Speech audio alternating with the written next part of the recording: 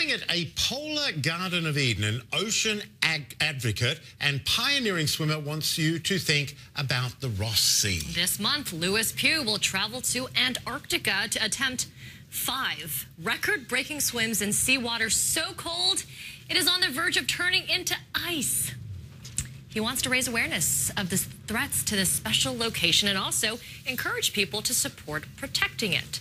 Lewis Pugh is in our London bureau, joins us now live. I read you're the UN patron of the ocean. First of all, tell us, what is that? Thank you very, very much. Well, I help spearhead their campaign to try and create marine protected areas around the world. Marine protected areas are effectively national parks in the seas. Okay, I want to ask you what you're going to be wearing. I thought you would at least be wearing a wetsuit, but I saw these photos of you. It would look like a Speedo. How are you going to survive this swim? I mean, you're going to be doing this 5 times. Yes, I'm going to be doing these swims in 5 different locations in the most incredible parts of the Ross Sea. As you said, I swim in a Speedo. I do that because I go around the world. I meet business leaders, I meet politicians. I'm asking for them to do absolutely everything they can to protect the environment. And often what I'm asking them to do is unpopular with shareholders or with the electorate. And so I'm asking for them to be courageous.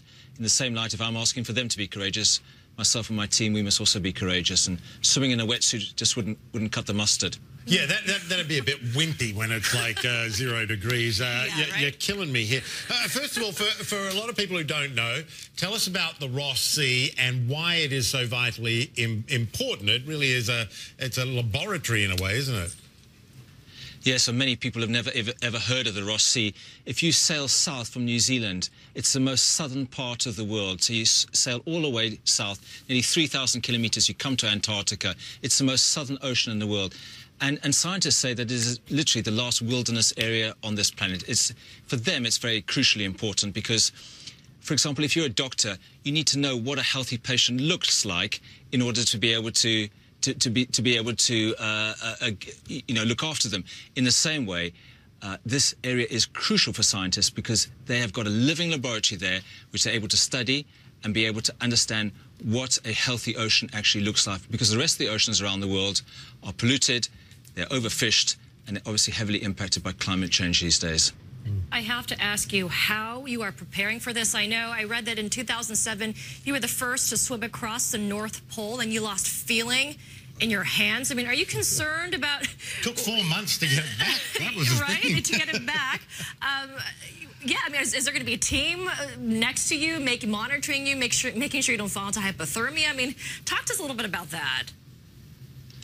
Yeah, I mean, there must be lots of people, watching this thinking, why on earth would somebody want to put themselves into such danger for an ocean? I obviously prepare myself physically. I've done a lot of cold water swimming. I've obviously tried to get my mind right. But the most important thing is not the body or the mind, but it's actually the heart. And what I mean by that is the actual reason why I'm doing that. I feel so passionate about protecting the oceans. I've seen them change in just 30 years when I've been swimming. And that's what I've been focusing on now, is focusing on feeling very strong deep down inside.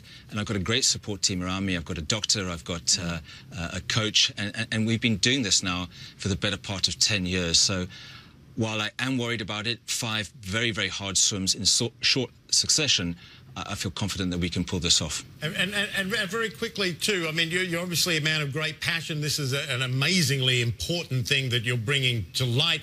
Do you have hope that the oceans can be saved? I mean, when you read about some of the horrible destruction that's going on in the oceans around the world and the pollution, do you think it can come back? Well, at the moment, everybody seems to be blaming each other. Some people are blaming the New Zealanders because they're the ones who started fishing in the Ross Sea. Others are blaming the Americans because they eat the fish from the Ross Sea. Others are blaming the Russians because they vetoed proposals for marine protected areas. Others are blaming the South Africans and the Chileans and the Argentinians who live close to the Ross Sea and saying, why didn't you stand up to protect this area? That's not going to solve the problem. The only way we're going to be able to solve this problem is all the nations around Antarctica and those with interests in there come together and they say, we need to protect this area for posterity. And I'm hoping now in 2015 that all these nations will come together and will agree to get an effective marine protected area in the Ross Sea. And I'm very, very confident and hopeful about that.